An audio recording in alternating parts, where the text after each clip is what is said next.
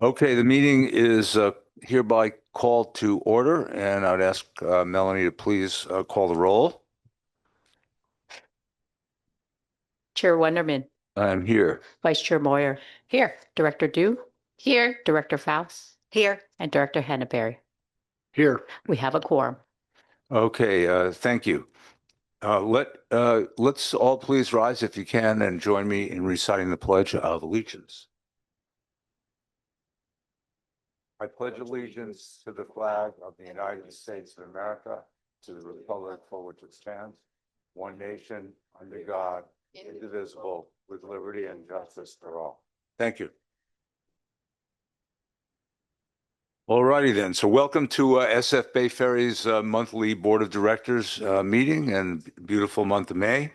Meeting is being conducted in person and by video conference and is being recorded to reduce background noise. All video conference participants will be joining the meeting in listen-only mode and will be muted during the discussion. SF Bay Ferry welcomes comments from the public. A public comment period will be set aside after each discussion period and will be accepted in person and by video conference.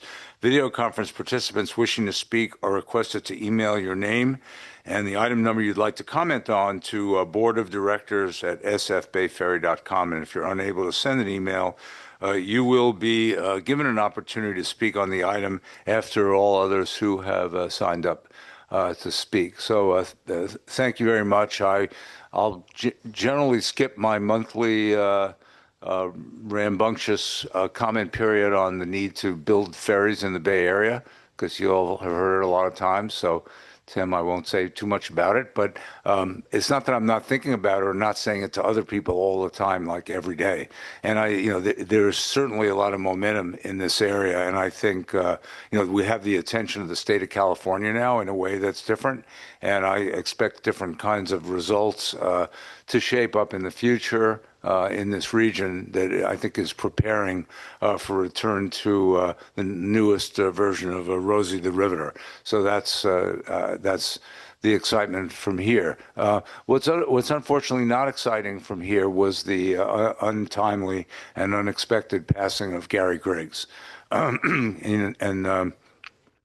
didn't have too long a period of time to work with Gary, but the short period of time we had together, and I think you all saw and felt this. This was a terrific leader, someone who was just passionate about the work that he was doing and had done in his career and was doing here for SF Bay Ferry. And I don't think we could have been more fortunate to have somebody of his experience and capability in the important seat of leadership during a time when we're planning, the biggest changes to occur in the passenger ferry system in the United States in modern history, since passenger ferries were invented quite a long time ago. So that's a really big deal that we were able to have Gary come and join us and lead that effort. And just so folks understand, this was someone who had tremendous experience in capital project leadership. He helped develop some of California's most ambitious capital programs with which you're familiar: the BART to Warm Springs project, BART to Silicon Valley project, the San Francisco Central Subway project, and California High-Speed Rail. So he's as you all listen to him, he is a real expert on this, and he really was, deeply engaged in making sure everything was thought through. And I would say to him sometimes after he'd make his report or just reading the material, like, how do you sleep at night? There's too much to keep track of. And he would just kind of laugh, but you could see this is what he really liked doing. Before his time in the Bay Area on those projects, he was the president for a time of Parsons Brinkerhoff and was there for 25 years. So long history at one of the very, very top firms in the field as his career. And in the role as president of the company, he was responsible for 2,900 employees, covering 86 offices and 1,700 projects throughout the Americas, which is why I guess he could sleep when he was looking at our menu of options, because he had dealt historically with a lot more of that. And some of the projects he worked on with the Puget Sound Link light rail project, the Portland West Side light rail project, the Doyle Drive replacement project, which was, I think those of you are familiar, was a very complicated capital public-private partnership, Santa Clara Tasman West Light Rail project, and building of the San Francisco Air Train. So it's just a short list of many, many projects that Gary was involved with, and people always wanted him to come and speak around the world to present to other transportation leaders and government officials about the nature of projects that he was working on and the nature of capital projects uh, in general. So he certainly left his mark on the organization, and I personally gonna miss seeing him in the front row, kind of looking at us, and so eager to make what's happening. And we'll get to it later in the in the agenda. But as you read through the capital project, not just the list of projects, but the extensive nature of what's going on here, and you realize how much he was, just part of that. It's very, very, very, very moving. And I'm so sorry that we lost Gary Griggs. Uh, he needed to, we needed him to stay on with us longer, just because he's just such a terrific human being. With that, I shall turn it over to my right-hand vice chair, uh, Monique Moyer.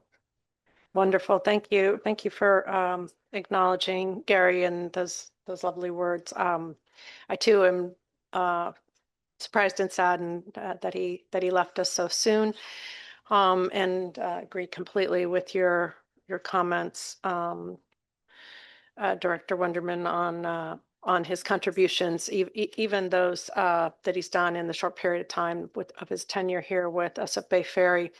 I found him, I didn't work with him as much either, but I did work with him enough to find him just so thoughtful, level-headed, and just what a fantastic Zen personality he brought to really difficult problems. And I'm sorry he's not here today, because I really did want to share in the momentum that he was able to achieve on one of our really critical projects as it relates to reef. And so he will be missed. My heart goes out to his family and friends. I hope that they feel confident that he was living life to its fullest, to his last breath, and I hope that gives them some solace. So wherever you are, Gary, thank you very much.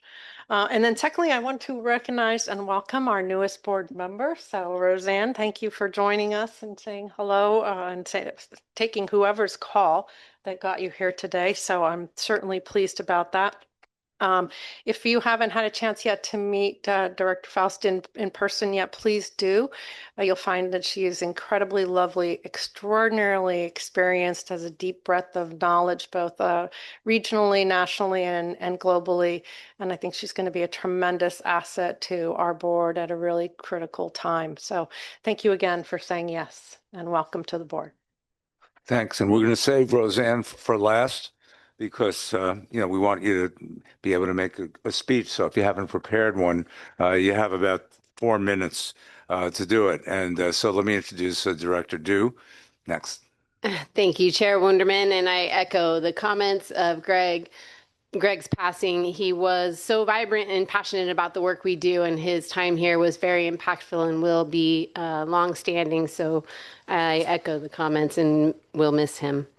And I wanted to report on the Ferry Fest, Vallejo Ferry Fest. That was a great event, really well attended. I had the privilege of speaking at the event, and it was just great. We had great weather and, really great attendance, lots of vendors, and it was really well received. I was seeing posts all over social media talking about how great it was. So appreciated that too. Yeah. Thank you.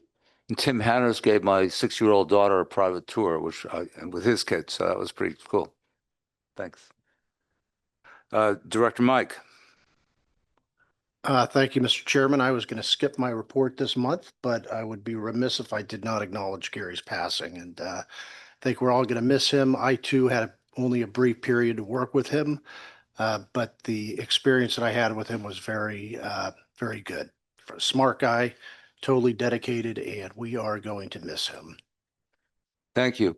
And next and last, but certainly not least, is our newest director, Roseanne Faust, who Vice Chair Moyer introduced. And I had during my career at Bay Area Council, especially, the pleasure of working with Roseanne on many, many things. She, as the leader of SAMCETA, and I at the Bay Area Council, and we were really, good part.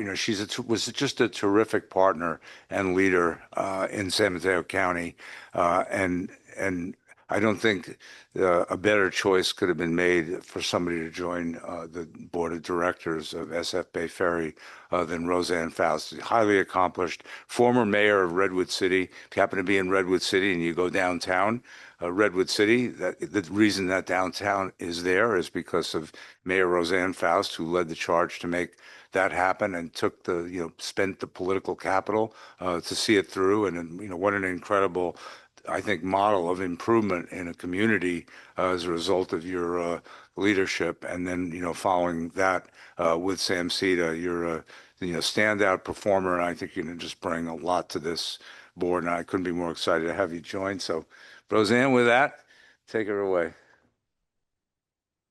Thank you so much. I want to first thank Assembly Speaker Rivas, who has appointed me to this board. And it is truly an honor of mine for the course of my career. Giving back and being engaged in community is one of my personal and professional hallmarks.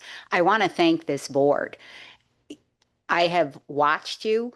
I have gone back through meetings and minutes and talk about high functioning. I'm shaking a bit.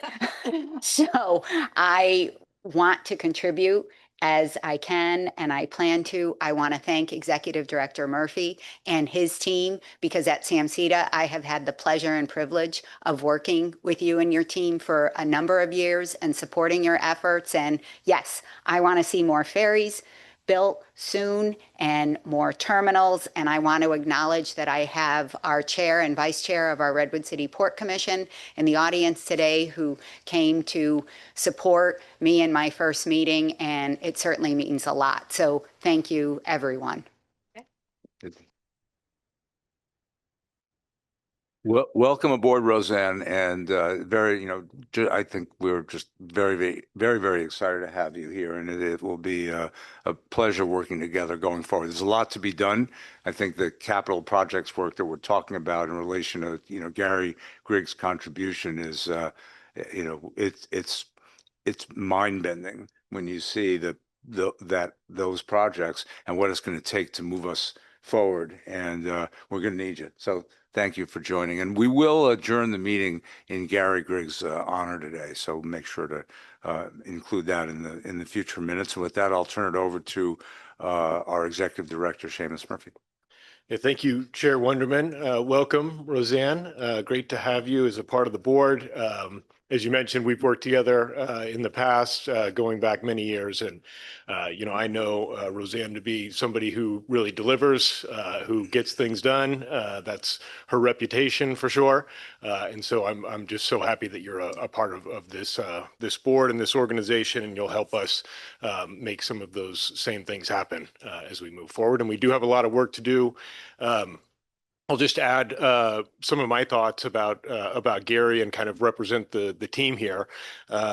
Gary was a true legend in this industry before he ever came to join us.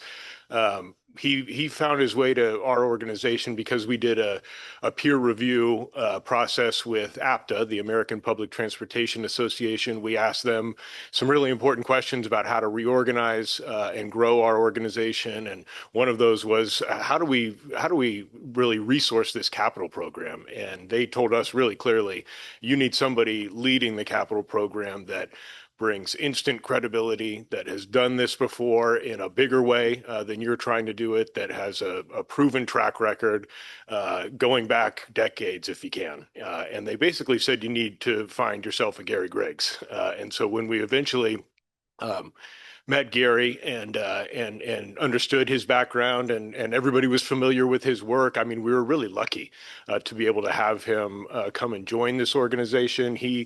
I know because he told me that he was making the decision to come and work for us because he really appreciated what we were trying to do and the concepts behind the work, how challenging it would be to deliver this capital program, but also the goals and the outcomes and the results that he knew we would be able to deliver with his help. And he really did provide some important help while he was here. I always described him as the grown-up in the room because we have a relatively young team here. Gary's career in transportation began before some of us were born. And so he was able to really mature this organization, took mentoring really seriously, and prepared folks on this team to be able to walk in his footsteps, left his fingerprint on everything that we're going to be doing moving forward. So his children, Clay and Crystal, came in and visited with us last week, and we had the chance to talk to them about how great it was to work with Gary, work with such an important part of Gary's life. That's one of the first things that they said to me when I talked to them shortly after his passing. We made it clear that we're going to have vessels delivered soon and groundbreakings happening soon and ribbon cuttings happening soon. And we'll be looking for every opportunity to recognize Gary's contribution to the program and all of that moving forward. So moving on, Chair Wonderman, we have an executive director's report with several reports in your packet. The first thing that we wanted to discuss is the pilot committee update. The pilot committee met, and Mike Gowerty is going to give us an update on what was discussed and where we will go from here.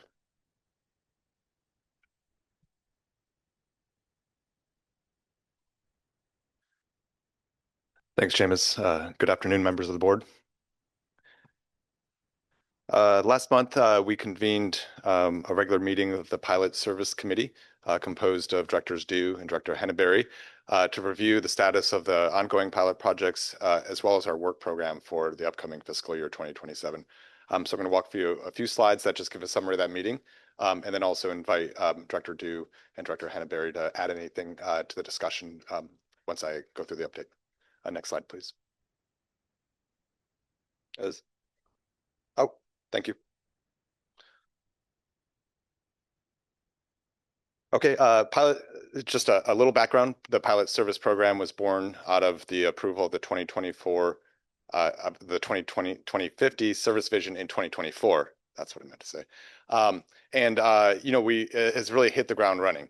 The goals of the program are really at the end of the day to facilitate expansion of the San Francisco Bay Ferry Network, and we do this through a few ways. We're trying to test new technologies, so creating partnerships with industry to bring their technologies to a market that they can test it in.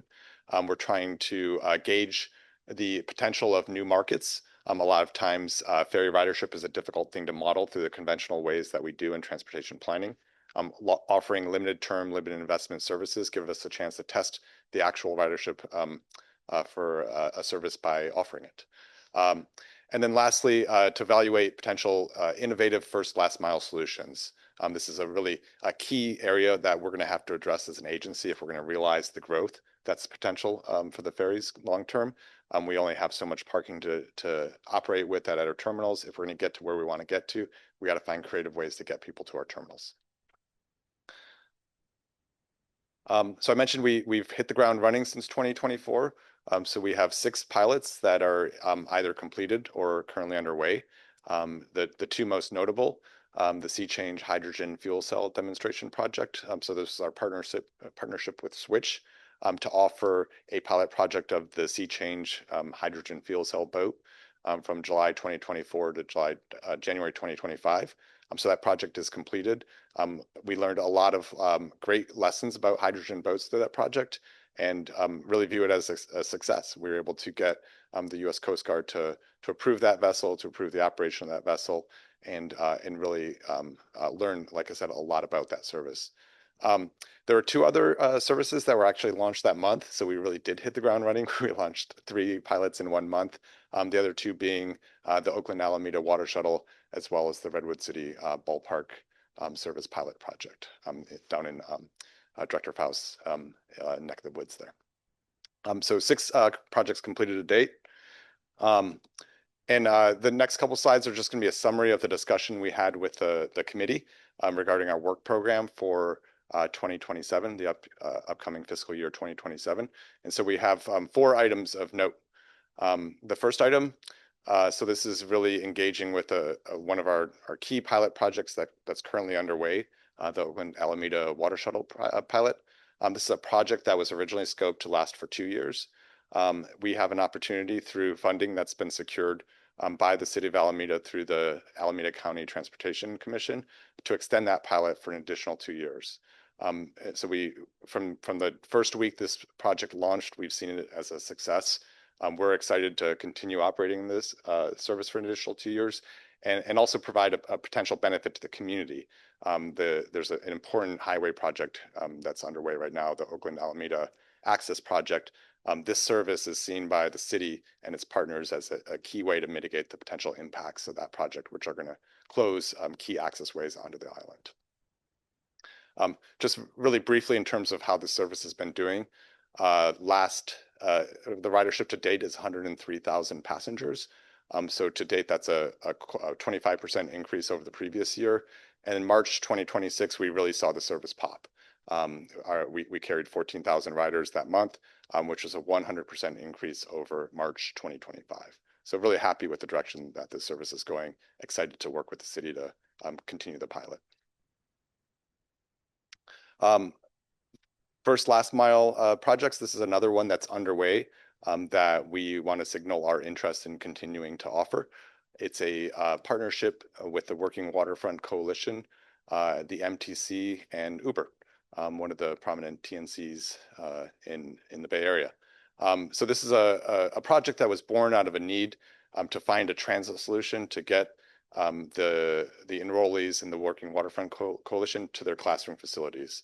The Mare Island location is not well served by transit, and so we designed a program with the partners to offer free Uber rides from the connecting transit facilities at the Solano Transit Center to the Working Waterfront Coalition facility on Mare Island. So this is we've gotten for the cohort members of the cohort that do use this service, we've gotten great feedback that it's really valuable, and so we're going to work with our partners again to extend this program into the next year.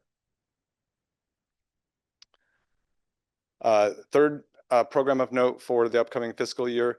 This is a project that won't go into operation in the next year, but we're really excited about it. We want to continue to develop it, and this is a project to offer an opportunity for industry that is fast developing full foiling, battery electric, zero emission passenger ferry technologies, offer them an opportunity to take this technology from the test bed into an actual operating environment.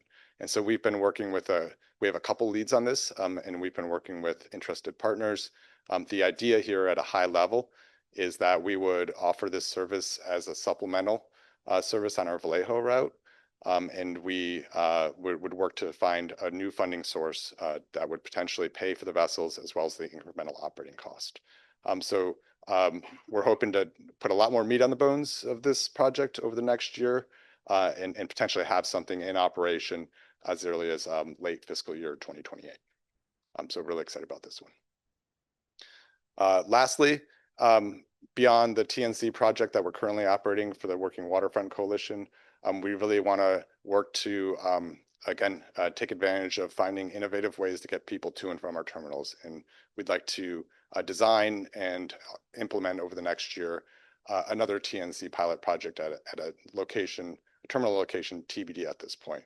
A lot of the inspiration for this was a recent partnership that was launched by Uber and BART, whereas Uber actually paid some money into a program run by BART to offer BART passengers a discounted TNC ride to BART stations. We think this would be a great thing to offer our riders, in terms of how they get to, as an option in terms of how they get to our ferry terminals. So we've reached out to Uber We've reached out to a couple of our city partners and hope to bring, again, a more detailed proposal and implementation of this project to you over the next fiscal year. So all said, the 4 initiatives that we have, the one service that will be in operation is the Oakland Alameda Water Shuttle project. We currently have a budget of $1.2 million that is entirely funded by our partners, the City of Alameda through the ACTC, as well as contributions from some of the private organizations supporting that service. That number is subject to change. We're currently working on the agreements that would extend the project. There's a chance that budget may go up as we're able to potentially recoup some of the investments that we make in the service, some of the system costs that the service comes to bear on our system. And then the second budget component is an allocation in our planning and administration budget. So this is really for consultant services, potential consultant services that we'll need to further develop the other 3 projects that we've mentioned, the 2 TNC projects, and then the full foiling demonstration of the full foiling battery electric hydrofoil project. And so the allocation for that is $150,000. Both of these amounts, again, thank you, Director Dew and Director Henneberry. We've vetted through the committee and we've built into the FY27 budget, respectively. That is the update. Happy to answer any questions. And again, if members of the committee would like to add, correct, or modify anything I've said, please take advantage of that opportunity. Any modifications? No modifications. He gave a great report. Thank you so much for all of your work on this. And obviously, I'm very excited about the potential for the foil technology for the Vallejo Ferry route. And also, as we are looking at new technology, I'm always interested in seeing if there's something in the works that could allow us to go more places that are currently not available to us because of the need for dredging. So, for example, I know Hercules would be really interested, but the dredging there is significant. And so if there was some way to go into shallower waters as the technology develops, I would love to see that too. Thank you. Well, I found out rather quickly that this committee has nothing to do with piloting airplanes or piloting ships. It has to do with piloting the system. So I'm glad to be a part of this, and I think we've got a great foundation there.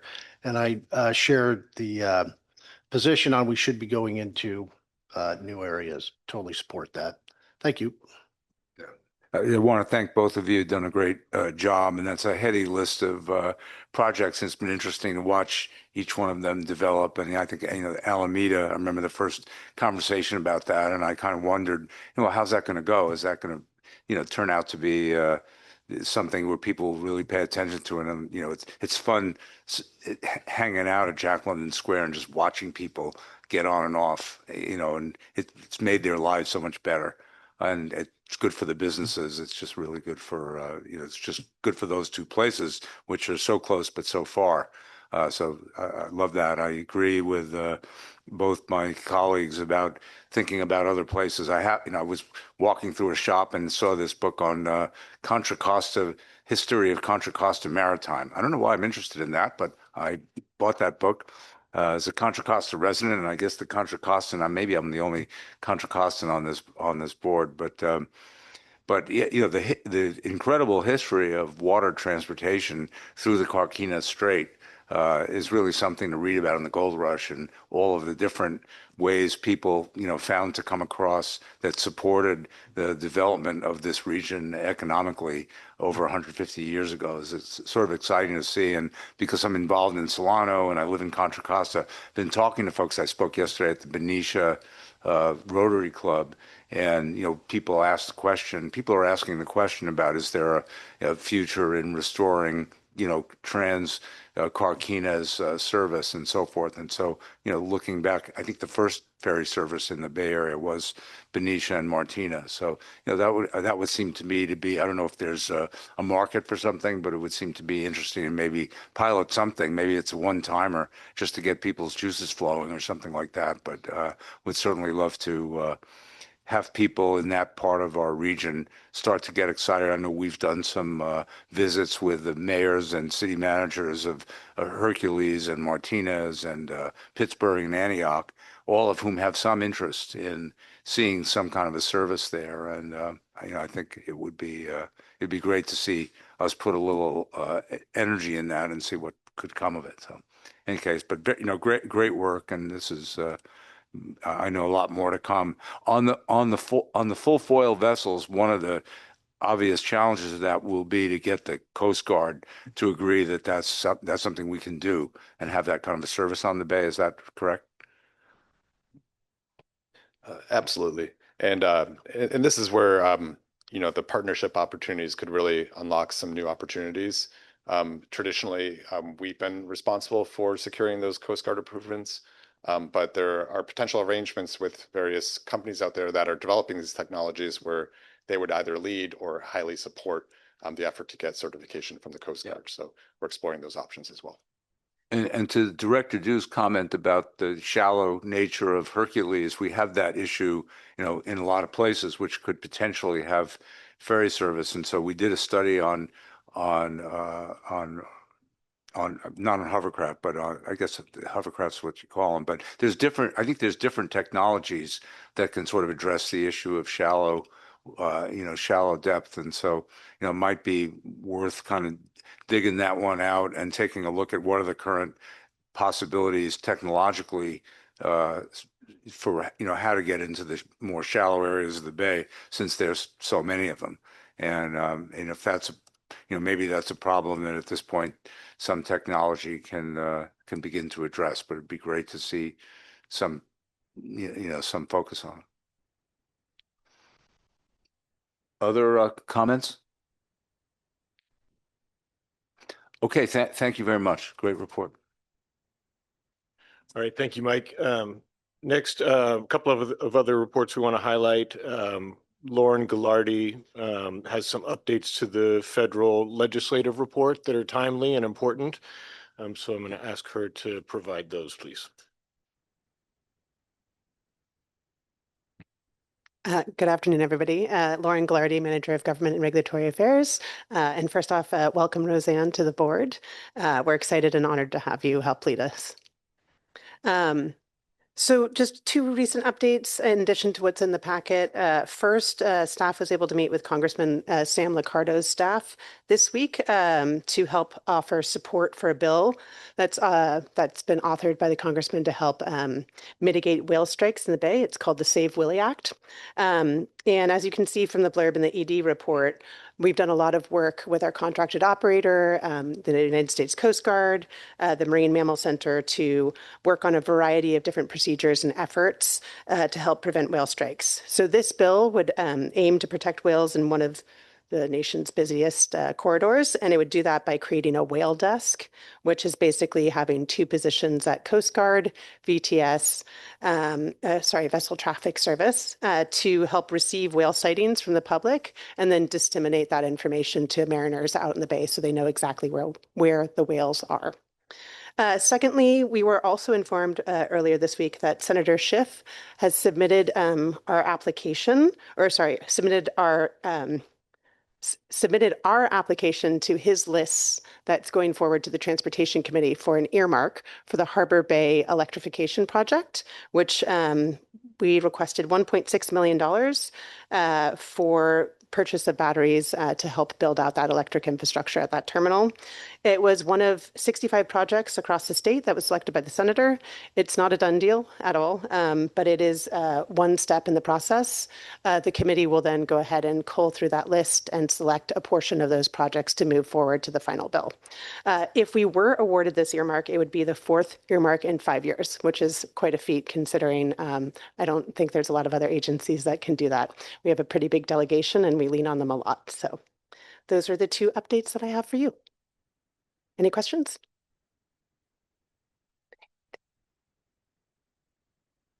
Thank you, Lauren. Then we wanted to do a ridership report and reliability report. I think we are missing Gabe this time. So Mike, are you providing the ridership report? Thank you.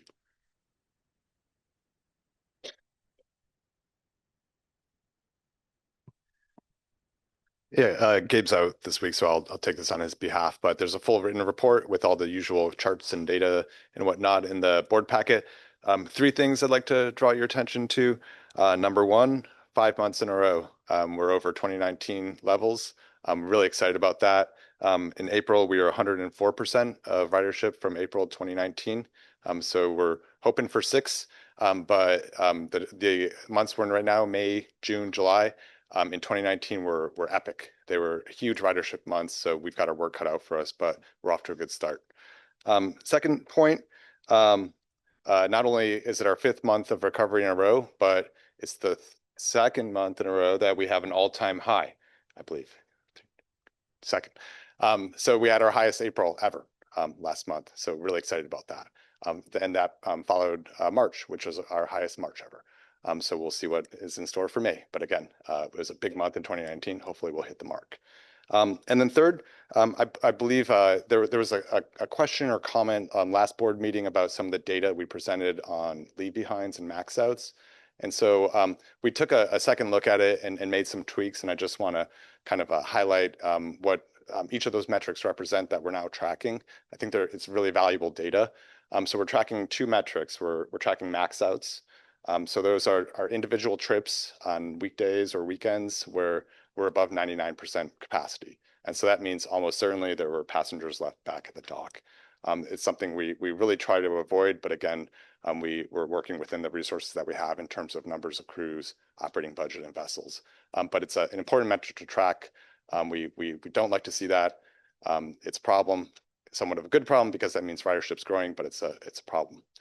Second metric we track, we've reclassified as near full. So these are trips that are at 80% or higher. And what that number represents 2 things to us. First, it's a condition on board the vessel that may be slightly uncomfortable. You may be in a situation where you're taking that middle seat, and most people don't like to take the middle seat, or potentially standing. And so we recognize that, and it leads into the second signal that we get, which is these are trips that in the near-term future, 1 year, 2 year, maybe 3 years out, could be approaching max out territory. And so from a service planning perspective, that again gives us a signal that, hey, we need to begin exploring options for how to add some capacity before or after this trip and reduce the burden on it. So that's a clarification. Those are metrics we're going to track each month and provide data on each month in the ridership report. And I'm happy to take any questions or comments you have about ridership this month. Just a thought, easy to say. First of all, that is, it's a good problem to have that and congratulations to to you and the entire team for being able to produce these kind of results. And, there's an amazing article written, I think it was in the Chronicle, but Tom and company, the kind of media that we're getting talking about, just the performance of the agency overall and the things that we're doing to make ferry ridership attractive and how it compares to other experiences that we have in life. There's the good, which is ferry service, and then there's everything else, which is not so good. So I didn't plan that, but I did notice in the budget, which we'll get to later, but I'll just call it out at this point, is that on regional Measure 2 funding, we're down because bridge tolls are down. I think that's fair to say. Lauren, maybe you can comment.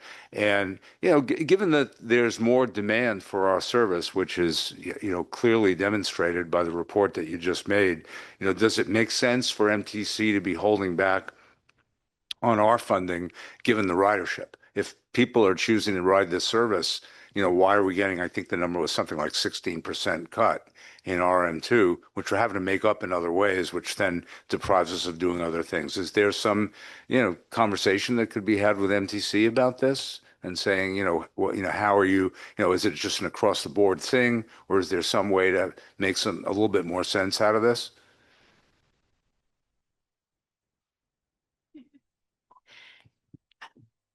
I think we'll touch on some of these things in the budget report, but I think there's always a conversation with MTC about how they distribute it. But the cuts to the regional measure funding from the bridge tolls, my understanding is it's across the board. So we're getting our percentage share that's been agreed on. We all get the idea where I'm going with this. So it's not the last conversation to be had about it. I guarantee it. Thank you.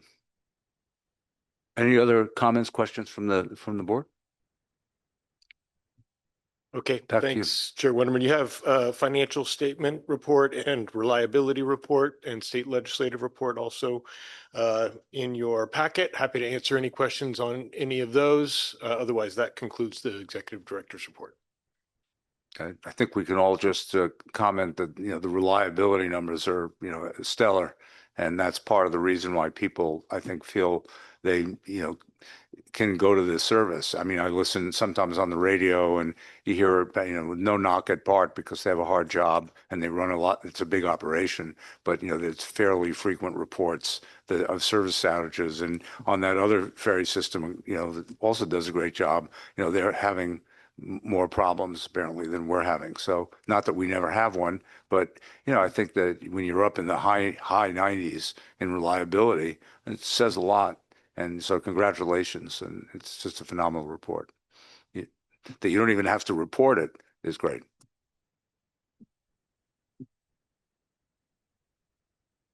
Thank you, Chair Winterman. Appreciate that. Nothing further from us. Okay, fine. So we will move on with the agenda. I will say we're going to make one change in the agenda is we're going to switch items 12 and 13. So we have a closed session coming up, and we're going to put that at the back end of the agenda. So if there are people either here or on the virtual meeting who want to make a public comment, you'll have a chance to do that ahead of the closed session, which sometimes can go on for a bit. So let us turn us over to the consent calendar, on which there are two items, A and B, the minutes and the Clipper program agreement. Any members of the board wish to hear either of those separately? Chair Wonderman, I'm wondering, since I wasn't sworn in yet for the minutes, but I'd want to support the Clipper, can they be bifurcated or what? I'm going to look to our attorney. Yeah. So from my legal perspective, it's very clear that you may vote to approve the minutes of a meeting that you were not present at. But if you, despite that legal baseline would prefer not to, then we should just bifurcate and split out the two items and hear them separately. And then you can vote as you see fit. So I'm comfortable approving the minutes because I found the minutes very helpful because it brought me back to the ridership numbers and the question on I don't want to say leaving folks behind, but being overfull. So I'm happy to and legally. Yep. So then you can approve the consent calendar as a one action if you so desire. So thank you. So that just leaves the question if anyone wants to hear more information about one of those items, and hearing none, I think we're good. So we will, let's just take them as an item. So can I get a motion on item number 6, the consent calendar? So moved. Second. We have motion and second. Any public comment on item 6? Melanie, anyone? Nobody has signed up to speak. Anyone wish to comment on item 6? Hearing none, let's go forward with a call of the roll. Chair Wonderman. Yes. Vice Chair Moyer. Yes. Yes. Director Faust. Yes. And Director Hannaberry. Yes. The consent calendar carries. Thank you.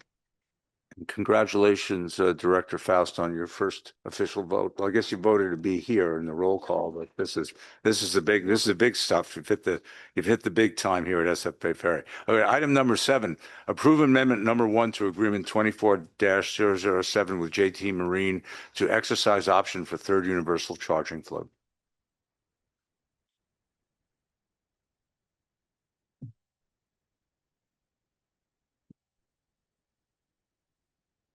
Good afternoon, Chair Wonderman, Board. I'm Jan Ripka, Senior Project Manager with SF Bay Ferry, and I'm here today to request approval of an amendment to the Universal Charging Float Construction Contract, Agreement number 24-007 with JT Marine to exercise the contract's option for a third float. After careful consideration of our ongoing capital program, we've determined that there is significant benefit in using the option float within the contract to support the Vallejo Ferry Terminal reconfiguration project. This would be a de-scoped universal charging float without all the charging systems included, strictly the structure of the float, and no batteries either. essentially just a blank structure float. I'm only showing one slide today. It's the Vallejo reconfiguration project top view. So as an introduction, we are modifying the Vallejo terminal to meet a few objectives. One principal objective is to simplify the mooring arrangement. So currently, the river through this location has very high currents, so mooring is challenging when you're pulling it at a 90-degree angle. We're moving the float out into the current stream, so mooring and unmooring is simplified. Additionally, we remove dredging requirements, which are a continuous problem at that terminal. There's a lot of silt that flows through the river. It builds up and it's expensive and difficult to remove without interruptions to service and significant cost.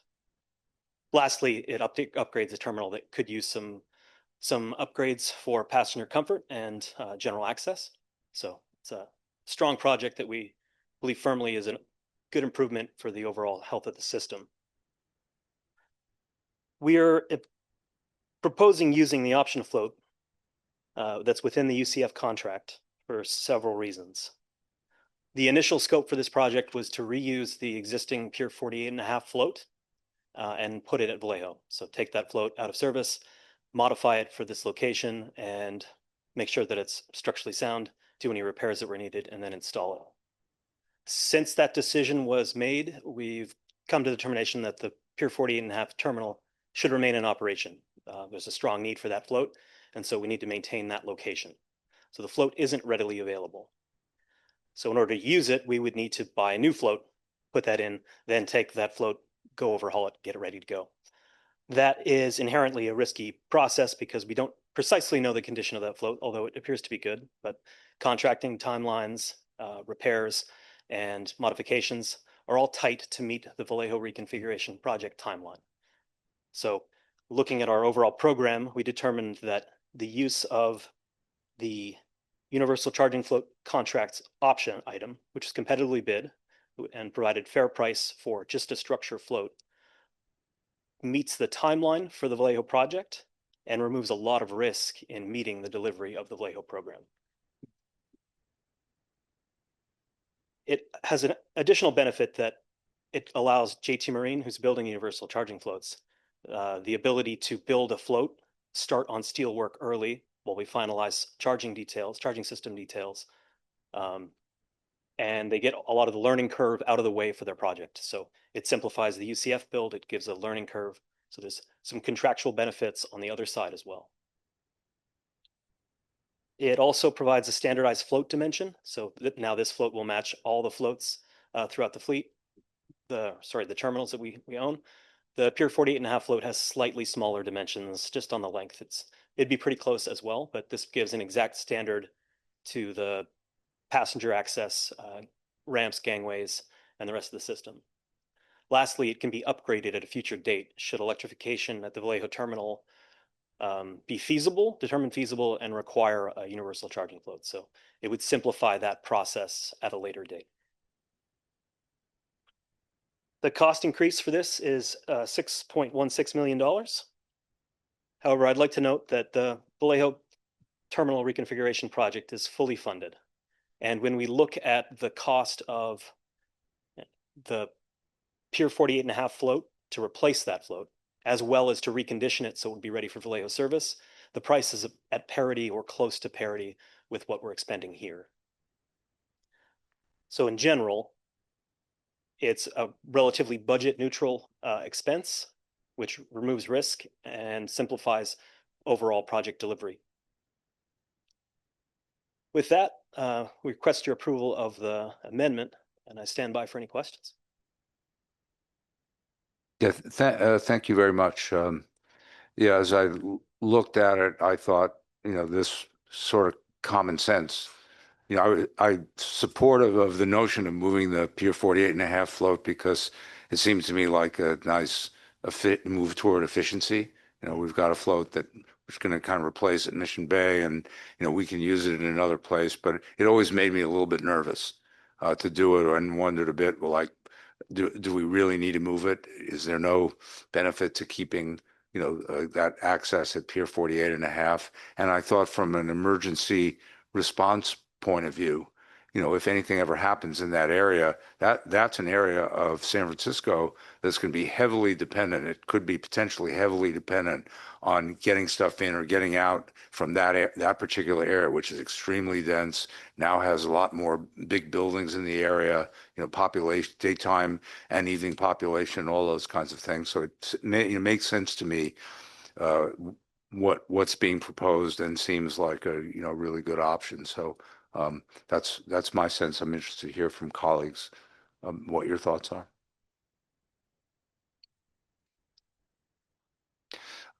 Sounds good. So if there's no comments from colleagues, Melanie, has anyone signed up to comment on item 7?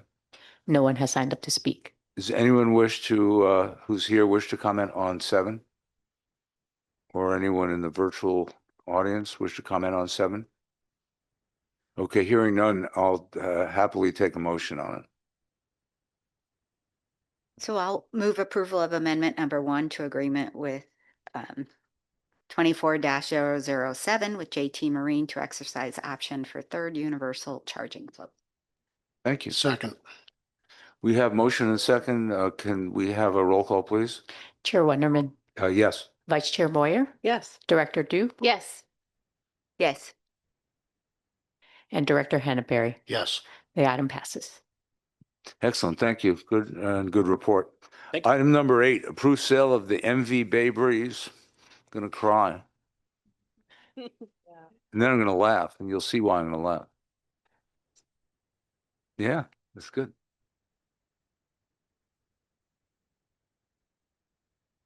Good afternoon, Chair Wonderman, members of the board. Tim Hanners, Interim Chief Capital Officer. Today we're requesting authorization for the Executive Director to finalize the sale of the Bay Breeze to the Pinellas Suncoast Transit Authority, or PSTA, for $1.6 million. The Bay Breeze is the oldest vessel in SF Bay Ferry's fleet and was built in 1994 by Nichols Brothers Boat Builders and has served the Bay Area for more than 30 years. Nichols Brothers is also building our 400 passenger electric boats, and it was fun. We were over there doing a keel laying ceremony a few months ago. Some of the staff that's there that is in the trades were there 30 years ago building that boat. So to see it come full circle and to them to now be building a zero emission boat was pretty special. This vessel provided reliable service for decades and played an important role in maintaining system capacity prior to the delivery of our newer vessels, including the Hydrus and Dorado class. I wanted to provide a little bit of context as to why we're recommending the sale of the Bay Breeze. The vessel is now 31 years old and well beyond the FTA's recommended useful life of 25 years for passenger ferry vessels. California emissions requirements continue to become more restrictive, and the vessel would require significant future investment to continue operating in this market. In addition, the vessel has aging propulsion and support systems that are becoming increasingly maintenance intensive and costly to maintain. Retaining and reinvesting in a conventional diesel vessel of this age also does not align with the agency's long-term vision toward a lower emission and eventually zero emission fleet. With the delivery of the newer vessels in the fleet, including the Dorado class vessels, staff determined that retaining the Bay Breeze as a reserve vessel did not provide enough operational value to justify the ongoing costs associated with maintaining the vessel. Even while retired from service, the vessel would continue to cost the agency approximately $54,000 annually in insurance and roughly $419,000 annually in maintenance and upkeep costs to preserve the vessel and keep it in operational condition. One thing worth noting is that while the vessel no longer aligns with San Francisco Bay Ferry's long-term operational emission strategy, there continues to be a strong market interest in vessels like the Bay Breeze. Building a new United States Coast Guard certified passenger ferry is a lengthy and complicated process that can take several years from design through construction and certification. A vessel with an existing Coast Guard Certificate of Inspection, or COI, can provide significant value to operators that have immediate or near-term service needs. This was one of the reasons we saw such interest in multiple buyers during the marketing process. Rather than allowing the vessel to sit idle, staff felt it was more beneficial to recover value for the agency while the vessel still retains market value and useful life in another operating environment. PSTA has identified the Bay Breeze for its planned Tampa Bay ferry service between downtown St. Petersburg and downtown Tampa, allowing the vessel to continue to operate in public ferry service. The proposed sale price is 1.6 million, and the transaction will be structured as an as-is sale with no ongoing operational risk to San Francisco Bay Ferry. From a fiscal standpoint, the proceeds from the sale will return to the general fund and can support future vessel replacement and capital needs. That concludes the presentation, and I'm happy to answer any questions. Yeah, thanks. I think it's sensible, again, to have, to be able to, take back some value from a vessel that, despite its history of performance for SF Bay Ferry, is going to be not performing for us anymore, and better than having her sit on the sideline. Seems to make sense to dispense with her to someplace that can make use of her. I will say I have a close childhood friend who is a commissioner of the city of Tarpon Springs, which is in Pinellas County. So it's not St. Petersburg; it's a little bit to the north of that. But I'm they're the other Bay Area. And so I've visited from time to time, both in my role with the Bay Area Council to meet with the Tampa Bay Partnership, as well as to visit with my friend who has a boat, and so we go out on Tampa Bay and so forth like that. So I see an event in the future to bring us back together. We don't agree on much, this friend and me, but we might agree on something to do with this. We can look into that, but he doesn't know about this, and once we vote on it, if we vote in favor of this, I will let him know that he's taken over our older goods while we're replacing our stuff. But I won't take too much of a shot at him or Tarpon Springs or Pinellas County. Tarpon Springs is a really cool city, with a very strong Greek heritage. So if you happen to be on the west coast of Florida and southwestern Florida, worth a visit over there. That's all I've got. Colleagues.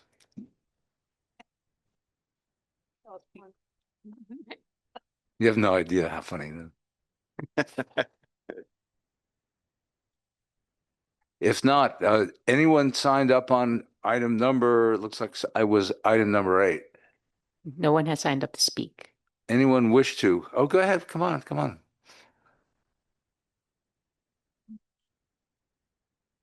I just tap this? Yes. Oh, turned it off. Sorry. Well, Bay Breeze is my favorite boat. So when I heard the news that she was getting retired, I was very sad, but I'm very, very happy that she has the opportunity to go off and continue being a passenger ferry, and that other people will get to enjoy her and her character and her charm. So this all around makes me very happy, as she really is my favorite boat. So thank you. Probably worth a trip to Florida to keep up the faith. I know I'll probably be doing that at some point. Other members of the public, thank you. Other members of the public on this item? Anyone in the virtual audience wish to comment, ask a question? If not, I'll take a motion on it. Well, in the interest of East Coast, West Coast ferry boat solidarity, I move the motion to sell the Bay Breeze to the Floridians. Second. Okay, we've got a motion second. Melanie, can you call the roll, please? Chair Wonderman, Yes. Vice Chair Moyer, Yes. Director Du, Yes. Director Faust, Yes. and Director Hannaberry. The sale of Bay Breeze is Yes. approved. Okay, and now the one we've all been waiting for, item number 9, approve vessel names for future battery electric ferries. Ooh, this is a spicy one. Tom Hall, Director of Operations and Customer Experience. Lexi Matsui, Communications and Marketing. Thank you, Chair Wonderman, Vice Chair Moyer, Directors, welcome, Director Faust. No offense to Jan and Tim, but we have the serious item now, as Chair Wonderman mentioned. Let me go to the next slide here. So just as a refresher, in 2023, we came to the board with a vessel naming policy. Prior to that, we were naming vessels after constellations, preferably those that were somehow related to the marine space. We were running out after Dorado and Delphinus. And so at the direction of the board and senior leadership, we developed a policy that's included in the packet as an attachment that really highlights using public participation to name our vessels going forward and reflecting culture, history of the Bay Area and of ferry service, the marine space, and all of that. In determining how we were going to name these next 5 boats that are currently under construction up in Washington State, we thought of some ideas. And one thing that we came up with was using one of our strongest local advocates for ferry service. So Peter Hartlaub, who is the culture critic at the Chronicle, longtime Bay Area institution, and a huge ferry advocate, a regular rider on the Alameda Seaplane route, and someone who sprinkles in love for the ferry and references to the ferry every opportunity he gets. We thought that would be a wonderful opportunity to create some synergy and get his audience for his Total SF column and newsletter to be a part of the process. And so we reached out to Peter and put together a process with him and his editor team to both get nominations from readers of his column and to run a poll through the Chronicle's website to come up with our winners. And so we worked both with Peter and his team and senior leadership here at SF Bay Ferry to get the right list together. And we're pleased to have completed the process, and Lexi's going to go through the next steps. Good afternoon, directors. So we had about 1,400 nominations submitted as names, and we had to winnow that down to a reasonable list that the public could actually digest. A lot of those eliminating duplicates and things that didn't quite meet the naming policy were eliminated as well, and we got it down to 27 finalists, which was quite the task. The public was then asked to vote again for their top 5. The Chronicle saw more than 26,000 votes.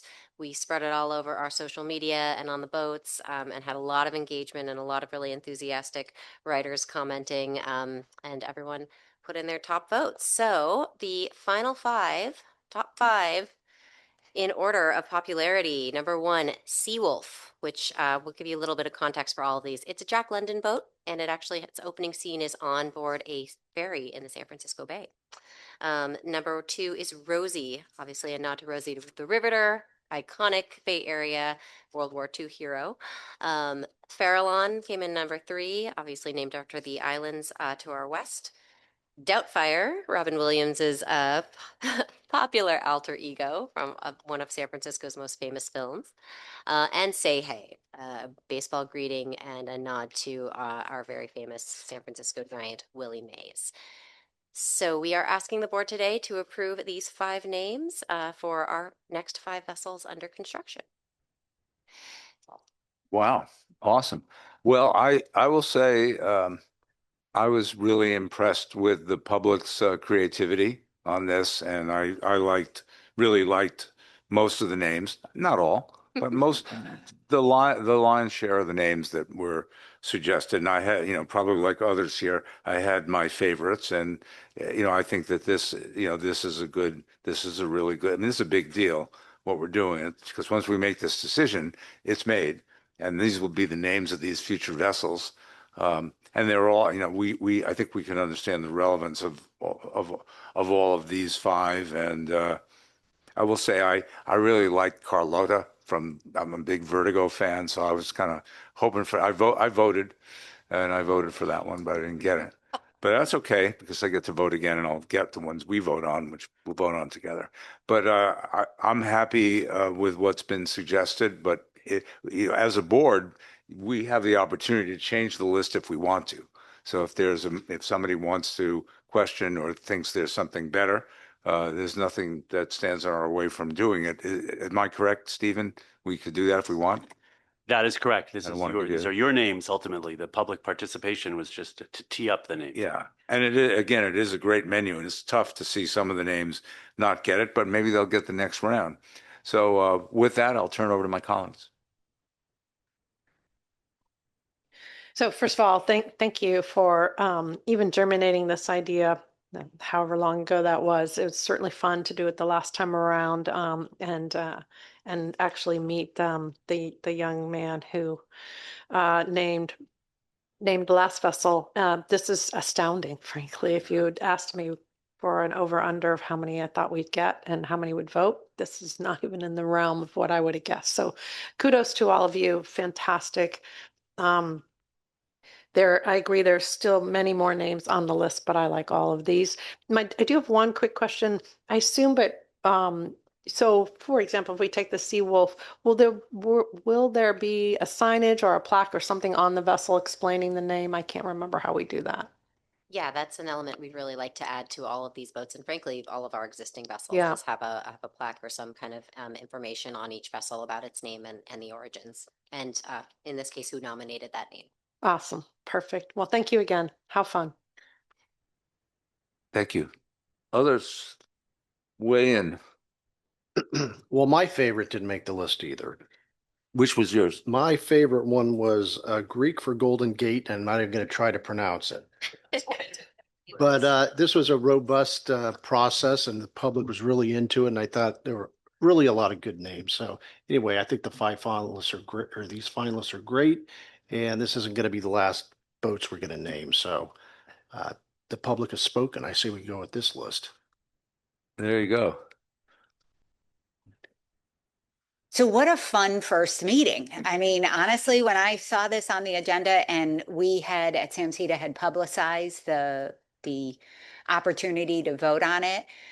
And frankly, I'm pretty excited that there's a Rosie boat.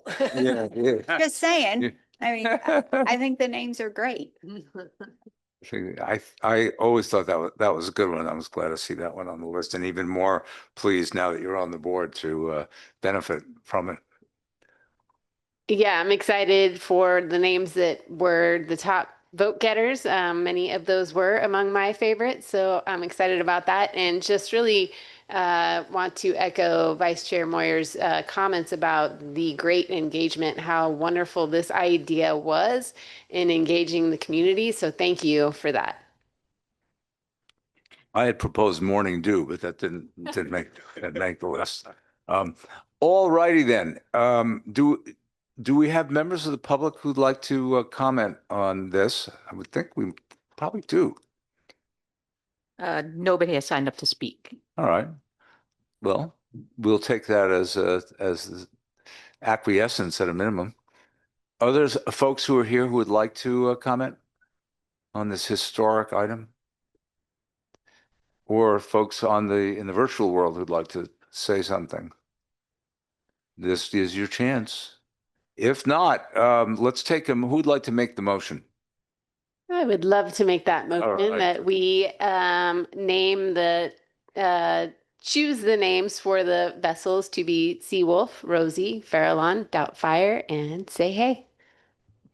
Second. Okay, thanks, Mike. So Pippin and Mike got to make the motion in the second, and with that, we shall take a roll call. Chair Wonderman, Yay. Vice Chair Moyer, Yes. Director Dew, Yes. Director Faust, Yes. and Director Hedberry. Yes. The new names have been selected. Well done. And congratulations to Peter Hotlab for leading this charge, and should really make sure that he gets credit. It's not forgotten that this is, I think, a pretty big contribution and partnership with the Chronicle and with him on this one. Fantastic. Okay, let's go to item 10. With that, review proposed fiscal year 2026-27 budget and salary schedule and adopt amended reserve policy. So that doesn't sound as exciting as naming the boats, but if you read it, it's a pretty well-written item. I mean, this was a great, love the way you put this together. It's fantastic. So go ahead, Lauren. Great. Well, maybe not as exciting, but there's a lot here. So I'm looking forward to presenting it. So Lauren Gradia, Chief Financial Officer. So the items I'm going to cover, I'm going to give an overview of the budget. It is an informational item, and then we are asking for your approval of an updated reserve policy. I'm going to talk a little bit about the operations budget, the capital budget, the updated reserve policy, and then a little bit on a financial outlook. So this is kind of the schedule of the budget. As you know, I joined the agency very recently, so a lot of this work began before I was part of this great team, and I do want to just recognize all the work that went into the budget. It certainly starts with the capital team reviewing their budgets, and the operations folks and planning and administration staff looking at their current expenditures and planning for the next fiscal year. Definitely also want to call out Hector Lopez and Aaron McGrath, who spent a lot of time putting together the actual budget. So I get the pleasure today to just present it. I did include kind of a goal on the slide of how I view the budget and the purpose of the budget. It really is kind of our guidebook of what we plan to do for next year and what service we're going to provide, what capital projects we're going to move forward, and what we plan to expend to get to those milestones.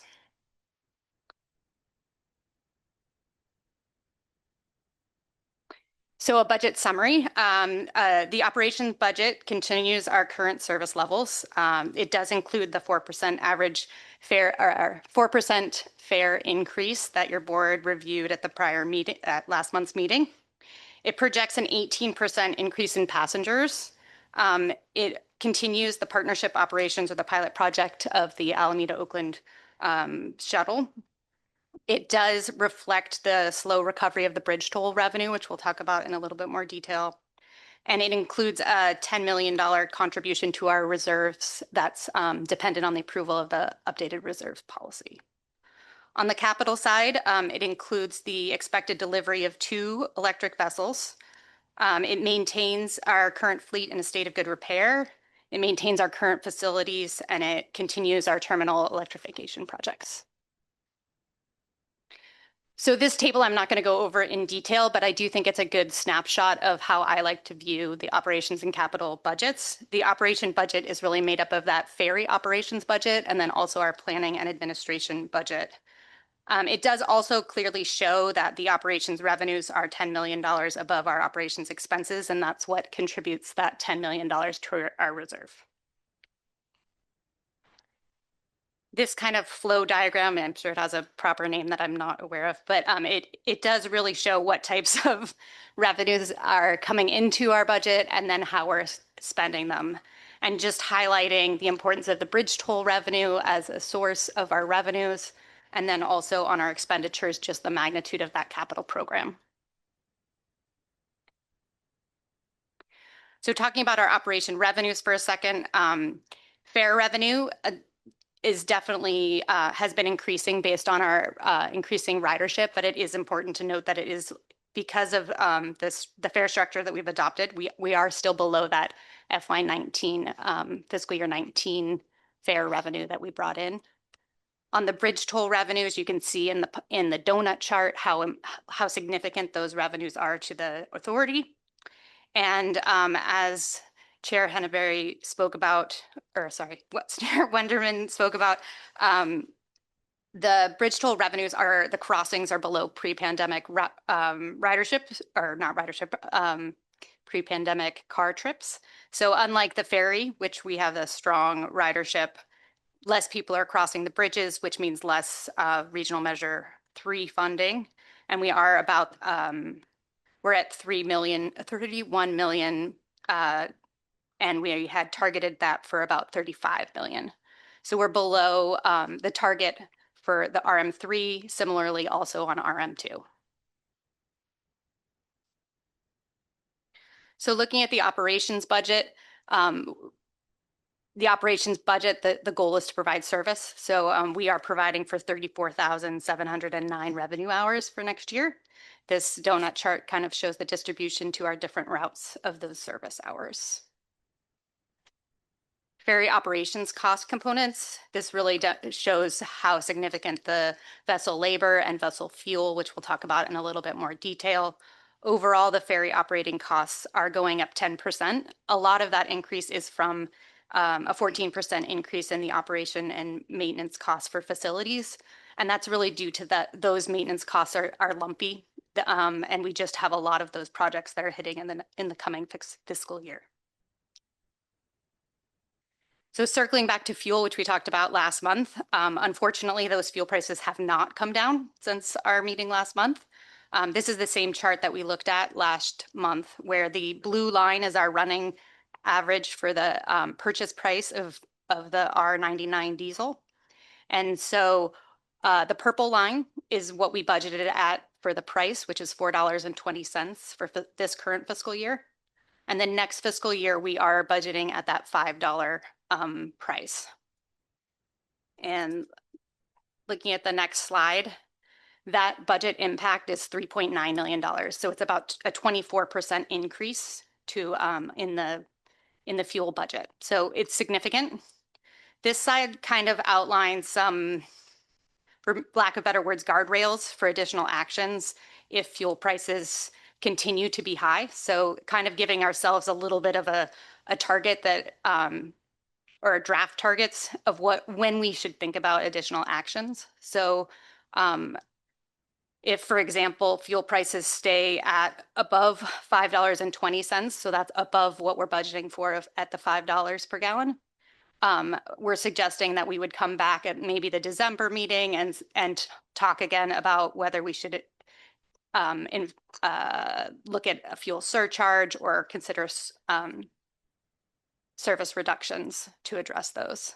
On the flip side, if fuel prices do come back down, there may be merit in looking at whether we want to create an authority fuel reserve. So taking some of those budget savings and putting those into a specific reserve that we would use should we have a similar fuel spike in the future. And this would be kind of an alternative to a more formal hedge. Certainly, if we were going to go in that direction, we would need to outline the policy to include when would we use this, how much would we put in it, and when would we contribute. The operations budget also includes the agency staffing. So the staffing plan reflects the class and comp study that came to your board. It includes salaries that are billed both to operations, to administration, and also to the capital program. There's a full salary schedule and org chart within the budget. The budget allows for a 2.5% CPI increase, and it also allows for merit increases. So turning to the capital program, the total capital program, so that's not just next year's budget, but the full program is $490 million. And it includes a fully funded vessel maintenance program, a facility maintenance program, and then it also includes the REEF program, which is our electrification program. The electrification program has really leveraged the RM3 funds, and we have significant grant revenue, but we do still have an unfunded need there of $121 million. That really, as we go through this, there's a need as we go forward to prioritize our projects based on our service plan, and then also just to continue to leverage those bridge toll revenues with additional grant funds. So included in the plan, there's the 5 electric vessels. There's also electrification of 6 existing terminals, 2 new terminals, 2 maintenance locations, and 1 expansion site. So as we've already talked about, it's a pretty aggressive and complete program. Next fiscal year, this is a pie chart of how that budget breaks down between vessel purchases, vessel capital maintenance, facility capital maintenance, and the electrification program.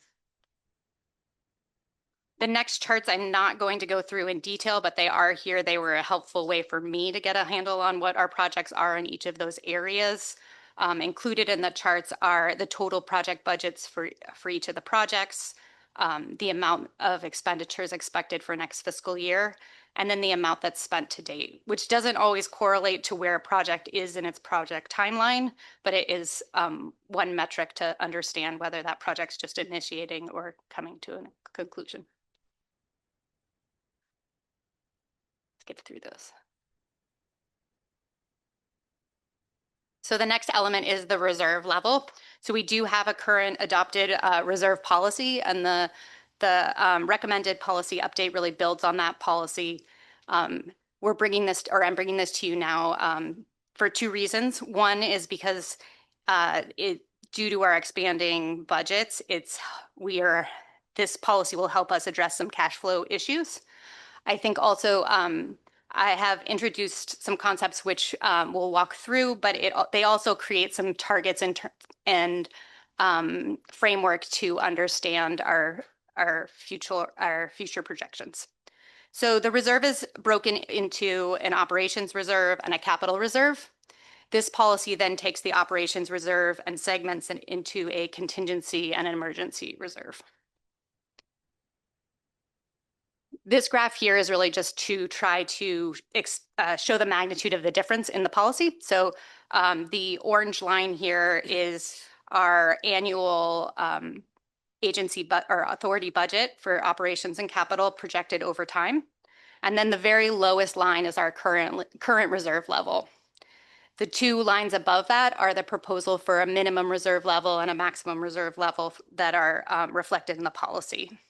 And so the policy adds some additional reserve based on our budgeted operations expenses for the minimum reserve, and then another 3 months of budgeted operations expenses on top of that for a maximum reserve.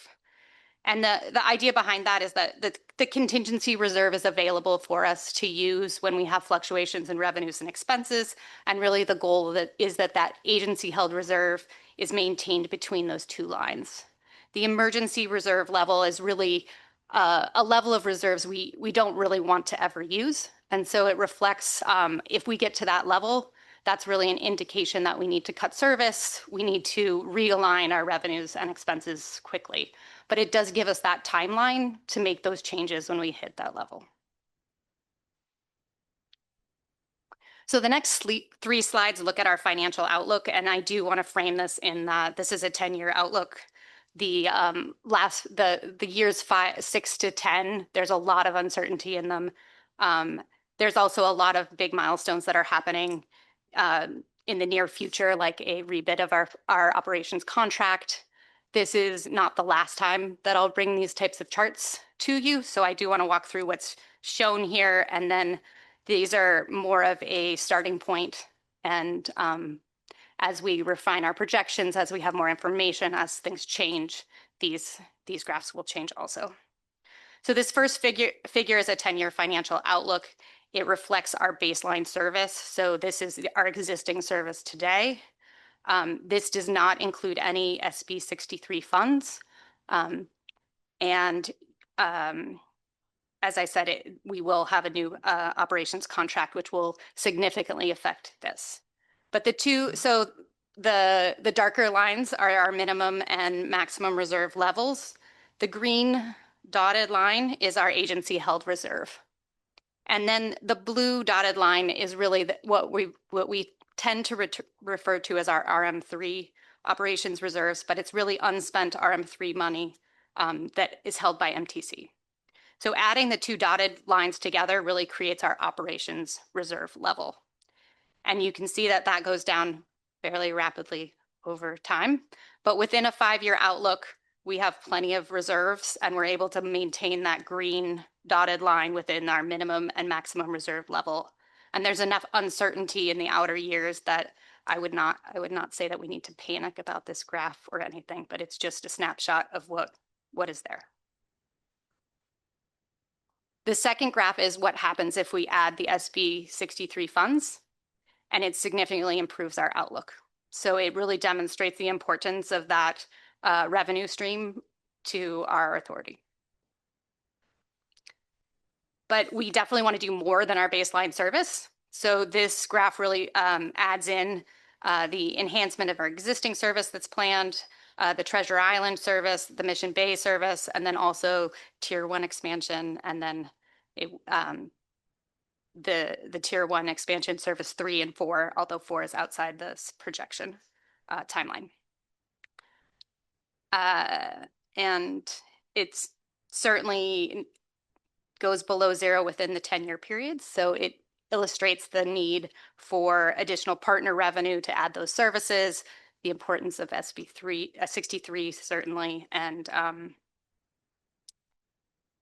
think that's most of what I have to say there. So next steps, certainly happy to answer any questions and take comments. There's the recommendation of the adoption of the reserve policy. The final budget will come to your board June 11th for review and adoption. The projections and the both financial and service will come back to you in the business plan, and then eventually in an update in a short range transit plan. And then also with the conclusion of this fiscal year, I'll come back and present the actuals from this fiscal year and updated projections from that. So with that, I'm happy to answer any questions. And this, I was going to put a sunset here for the end of the presentation, but this is a sunrise, so symbolizing that we are going forward. So Rise better. Well, I'll repeat what I said. I thought this was a really great budget presentation, really, and it's great to read the words in the booklet and see the breakdown of the different areas in which we're planning to expend funds and why we're doing it and how and so forth. So I thought it was really, really stellar presentation. So thank you for that. I have one technical question and a couple of comments or questions, and on the reserve. So if you break down the operating reserve between contingency and emergency, those seem to carry different definitions. So is it, but then you said, once we start expending emergency reserves, we know we're in trouble. So does that necessitate that we wouldn't spend emergency reserve until we exhaust contingency? Because contingency seemed more of kind of a timing issue, when money comes in and when money goes out, versus an emergency was just more of an unplanned event. How do you see that? So all of the reserve is available for us to use for cash flow, right? But in terms of like putting it into our budget and spending it down, the contingency is like the top level. So if there was some reason where we didn't have RM3 available, or there was some capital project that we wanted to program some of our reserves to, we could use that contingency amount. And it's really just a target of trying to stay between those two lines. Like, we don't need to be at the maximum level. And then the emergency reserve is really like, once we're dipping into that, we're going to start to have those cash flow issues where it's really a signal to our agency that we need to come to you and talk about, are there service cuts we need to make? Are there other revenue streams we can identify? Do we need to increase fares? So thank you. So I don't have many questions because I thought you explained it well. The obvious issue is what happens in the out years, and here we are now, but these years I've found go by more quickly than sometimes we'd like, and we're going to get there, and we have, as we discussed earlier, we have visions of grandeur about it. This is meant to be an expansive system. And so it feels like, and one of the points made in the write-up was about the organization in its government relations work and its planning, thinking about how we're going to get, future revenues specifically. So it's probably not too soon, I think, maybe for us to have a task force, or maybe we already have one, but to sort of really dig into this and see, what is our plan for these out years, because, it's just not that long that they will come up. And then there's just these other unknowns like the fuel, which we just don't control. We're, setting a much better price target based on what we know, but what we know may not be enough. Hopefully it'll be too much. Yeah, and because we have so many big milestones coming up with the operations contract and then also SB 63, I would suggest that we wait to see how those turn out and then Get to continue work. the conversation. Thanks, colleagues, please. Roseanne. So Lauren, thank you so much. I've been on my Bay-wide transit journey since 2003.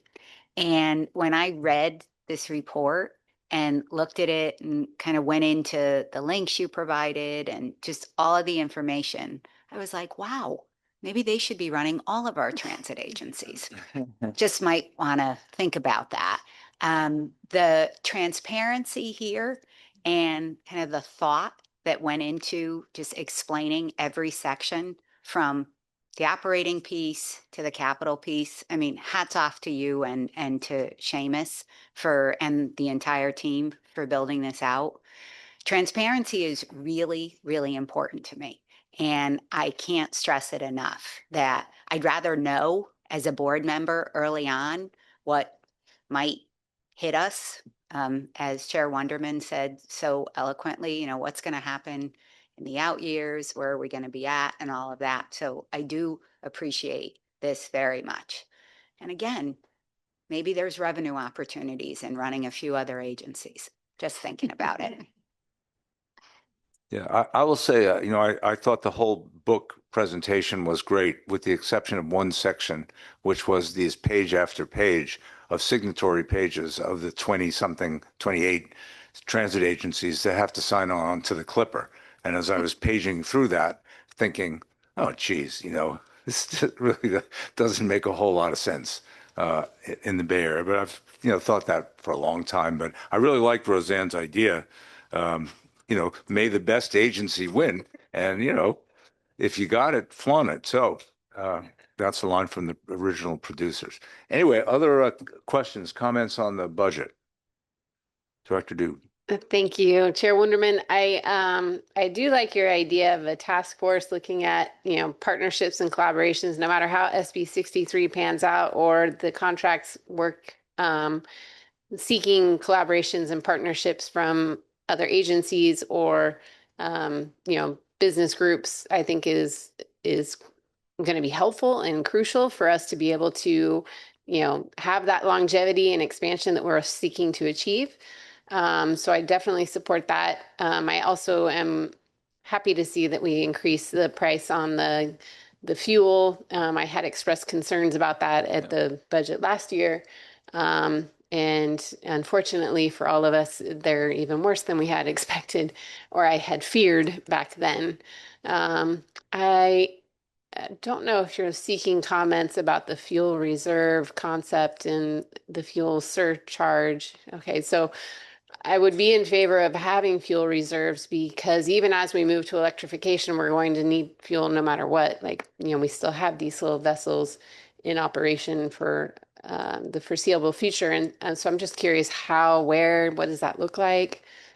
Yeah, and this is definitely speaking to a financial reserve to pay for cost increases rather than actually storing the fuel. We do have tanks and have some supply. That would be outside of my knowledge of the agency of how much we currently have. Okay. And then I think a fuel surcharge, but I noticed on the slide that it was higher than the actual cost. So I would want to see the surcharge in line with what we're actually paying if we were going to do a surcharge. Thank you. Thank you. Others? Michael? I would just say job well done. Thank you very much. Our fiscal overlord, Vice Chair Moyer. She always we save the best for last when it comes to these things. Thank you. I think I'm staring at the sunrise, so that sounds promising.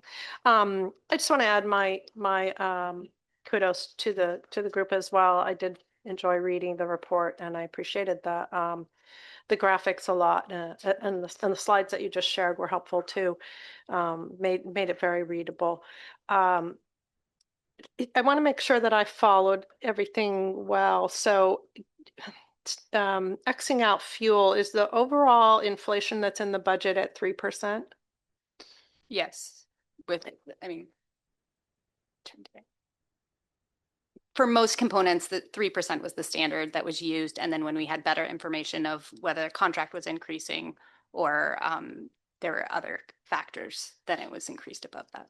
And so do we have a sense of how that's trending for some of our costs? Like, obviously I know labor is also separate because that's called out in the report, but is 3% still a fair number? Seems like inflation's much higher. Yeah, I mean, the CPI is 2.5% for last year, and we're trending below budget for this fiscal year. I think that as I get more information and I'm able to track a little bit better as we close this fiscal year, I'll be able to answer that question better. But I do know that we are well within the current budget. So then putting 3% up across that, we do feel confident that it's a good budget for next year. I'm going to just voice my concerns that I don't feel confident about anything geopolitically that's having a very extreme relationship on all kinds of strange commodities within the United States, let alone the rest of the world. I don't know that I have a better idea on how you would forecast it, so I don't have anything really to offer. I do like the concept of augmenting the reserves to maybe hedge on that perspective, but it is something I think we need to keep a very stringent eye on. I don't know about my fellow board members, but the number one thing I'm asked about constantly is how is our fiscal stability and where are we headed? And so I do want to come back to Chair Wonderman's suggestion. I feel that, you know, we are asked to make very large capital and expense commitments at every meeting, and waiting until the labor or the service contract is done or something else is too late for us. I'm a big believer that we can do some scenario analysis to help us understand kind of where things were going. I was really hopeful that we were going to be able to kind of see some outer year projections. I don't think anybody has a crystal ball right now. So I want to just throw my support in and volunteer some of the rest of you to be on that group. But I do think that's something we need to get going right now. I think it's very prudent on our part, and would I think it's questions we'll all need to be answering as the year progresses, particularly as it relates to how and where are we spending our money. I should have said this at the beginning and I got a little bit distracted, but I couldn't be more proud, and kudos to all of you, that this budget is continuing our service levels and our aspirations at the level that it is. And I think I said that last year, and I was pretty surprised last year. I'm even more surprised this year. So thank you very much for all of you do the fiscal responsibility that you have and the ability to continue not only our current operations, but our anticipated pilot programs and other expansions. And I want to make sure that we continue to be able to view those trade-offs as well as we go forward. So really do not want to let a moment pass without saying how important that is. I don't think that I've seen a budget ever where fuel was almost as much as labor. And so that alarms me. And so I guess coming full circle, I'm very much in favor of increasing our reserves and making sure that we can use them as the next 12 months or more go through, because I don't think we're done with this roller coaster we're on. So in any event, those are my remarks and thoughts and comments, and look forward to seeing the final budget next month. Thank you for everything. To the whole room, I'm sure, had a lot to do with this. So thank you all. Okay. Clear message. You know, we need to fully get behind Prop 63. I mean, that chart shows, you know, it doesn't solve our problem forever, but it really helps a lot. And it, you know, if it doesn't pass, it's going to create all kinds of other issues. And then, you know, I think, you know, the governor came out with his May revise today, so I haven't seen it yet. But then there'll be, I'm sure, a debate about transportation funding in there because the gauntlet has been laid down. So we'll see, you know, how that plays out. But that may have some effect on all of this. But you know, we're, you know, serving as a model in the region for what can be done in transportation. I think that, and at the same time, while some other agencies may not be quite as reliable or may have some other issues, there, you know, BART and Muni are big workhorse agencies, and they're providing really important service. And you know, so you know, AC Transit is, and we, you know, we all need to band together and get this done. Ultimately, it's the responsibility of this board to be able to project, you know, positive financial growth potential for the, you know, down, you know, well into the future.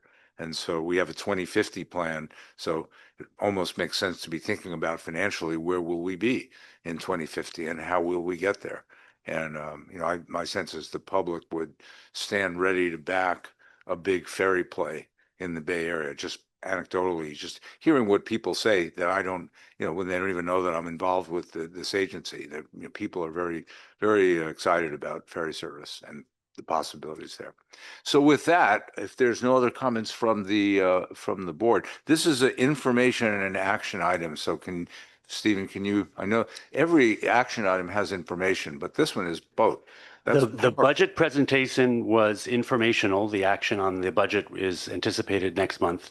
But to facilitate that budget action next month, staff is asking for your approval today of the amendments to the reserve policy, which will inform the budget action next month. So your action this month, short It's on the answer, is to reserve adopt policy. the amended reserve policy. Gotcha. Thank you.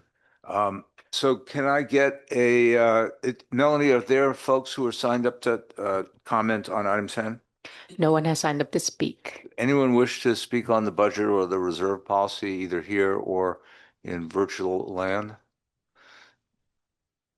No? If not, I'll take a motion on item 10. So moved. Motion? Second. Motion and second. Can you call the roll, please? Yes. Chair Wonderman, Yes. Probably yes. Vice Chair Moyer, Both. Yes. Director Dew, Yes. Director Faust, and Director Henneberry. Yes. The reserve policy passes. Fantastic. Again, congratulations, Lauren, on a great and team on a great presentation. Item number 11, transportation planning intern capstone project, ferries for growth. This is going to be exciting too. I agree.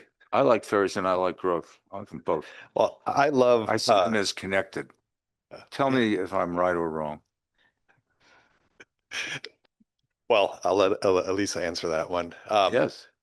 This is it's May, so we're bringing our end of the internship capstone project to you all. So this is an information item. Elisa is our 5th intern since we've started doing this at San Francisco Bay Ferry. I think we started with an unsolicited offer for an internship very first time, and then we had like 5 the next year. And Elisa competed against over 70 other people to get this position. So the word about this position is getting out. It's a really exciting opportunity. We do a lot to challenge our interns. So we put them in a variety of real life environments where they can take everything they're getting from their undergrad program or grad school program and apply it in this real world that we live in. So they sit in on meetings, they do real analysis on data for us. They help scope out real projects, such as the South City service restructuring study that we recently completed, and Elisa played a great role in that. And then in turn, our interns challenge us. So they bring academia in a lot of instances back to our operating environment and do things like create projects like Ferries for Growth, where they challenge us to think in different ways than we perhaps usually think. And so on that note, I want to invite Elisa Hariki up to present her capstone project for her internship, which also happens to be her capstone project for her master's program at the Department of City and Regional Planning at University of California, Berkeley, which she is now a alumnus of. How many days? In a few days. Few days. So the floor is yours. Thank you, Mike. Good afternoon, Chair Wonderman, Vice Chair Moyer, and Board of Directors. I think Mike did a really good introduction for me, but basically this capstone was done for the completion of my internship here as a transportation planning intern, as well as for my Master of City Planning degree. So for this project, I wanted to look at basically the opportunity for transit-oriented development. And through that, I analyzed land use and policies related to the future ferry terminals. So let's get started. So just to set a quick agenda, first I am going to go over the problem, what catalyzed me into conducting this project. Then we are going to go into methods, and after that we will go over my survey analysis, my analysis of the demographic area surrounding the ferry terminals. Then we are going to go into jobs, workers, and development, a spatial analysis of that. Then we will review plans and policies related to these terminals. Then we will go over the regulatory landscape and finish with my recommendations and conclusions. So the problem is, I think we're all very familiar with this, is that the fact that the Bay Area faces a pretty severe housing crisis.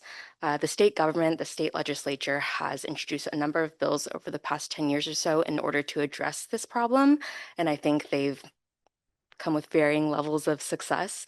And some of this legislation also includes legislation related to transit-oriented development.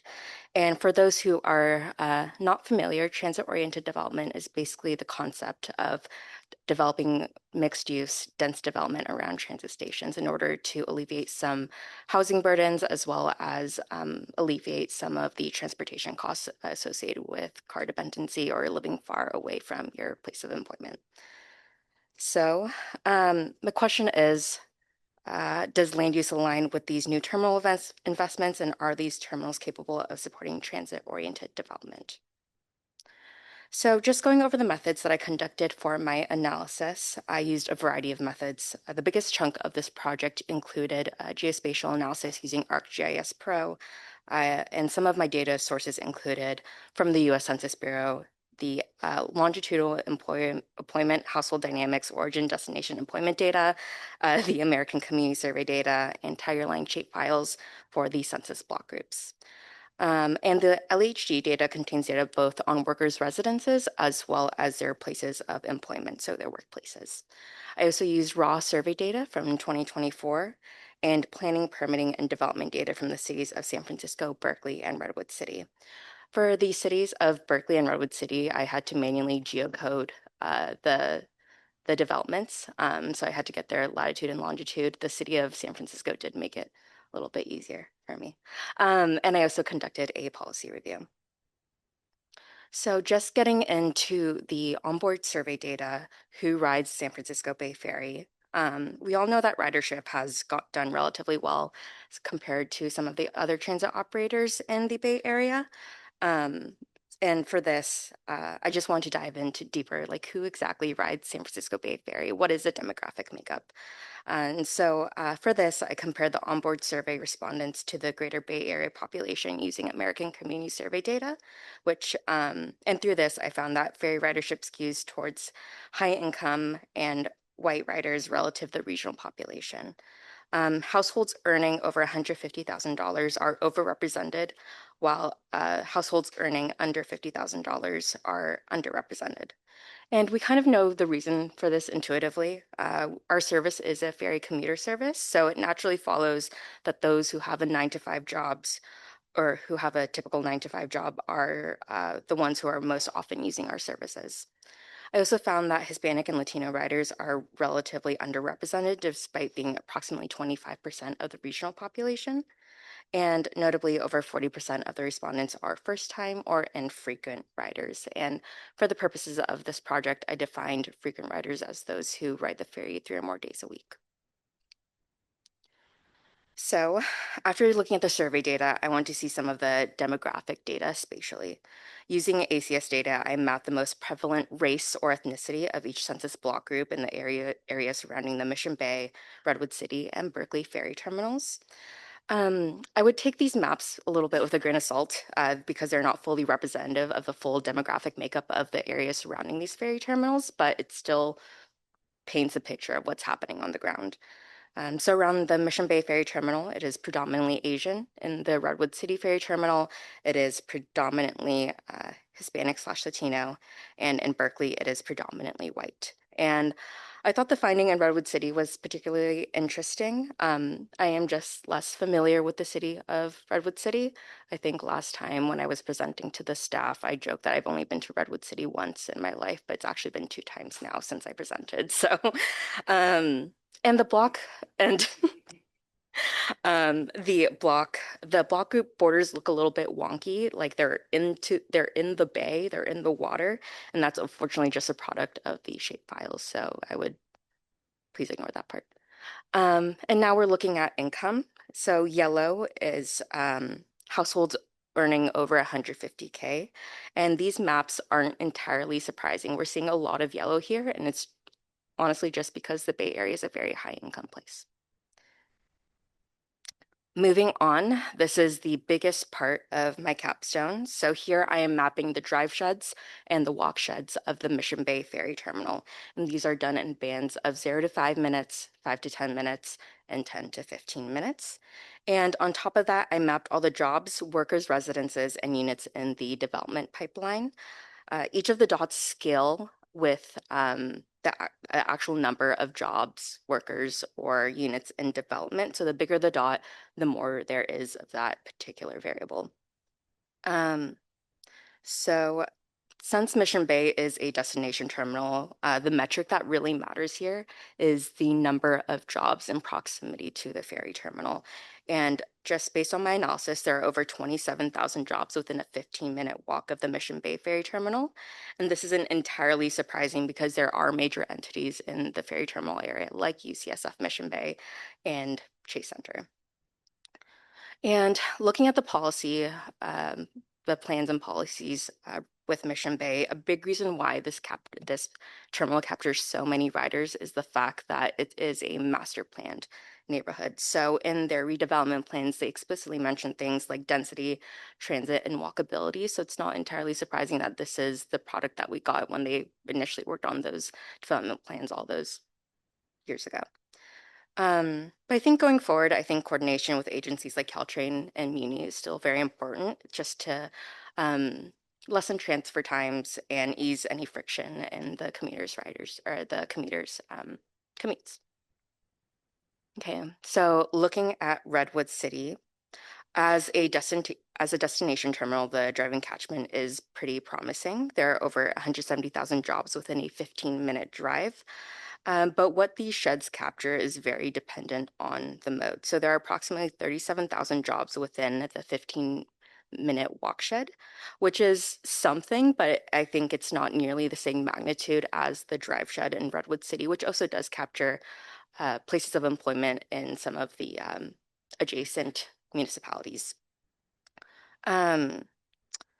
So going forward, I think there should be an emphasis on bike and pedestrian paths in coordination with bus operators to take people to downtown, to take people to their jobs.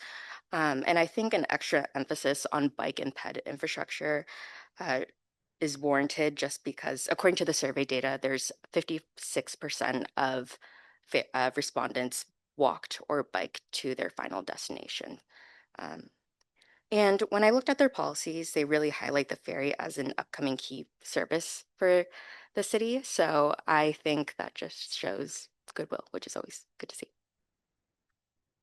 Okay, looking at Berkeley. So Berkeley is really meant to be a destination as an origin terminal. And so what really matters is how many people live nearby.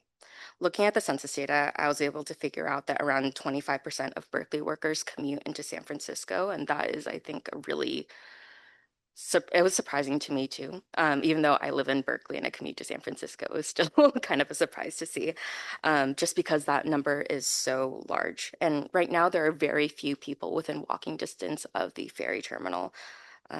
So there are also significant constraints on development surrounding the ferry terminal, which we will also get into later. And a lot of the development I found in the city of Berkeley is mostly around the UC Berkeley campus, downtown, and University Avenue. So I think prioritizing access from those areas into West Berkeley to the ferry terminal is really important. Okay.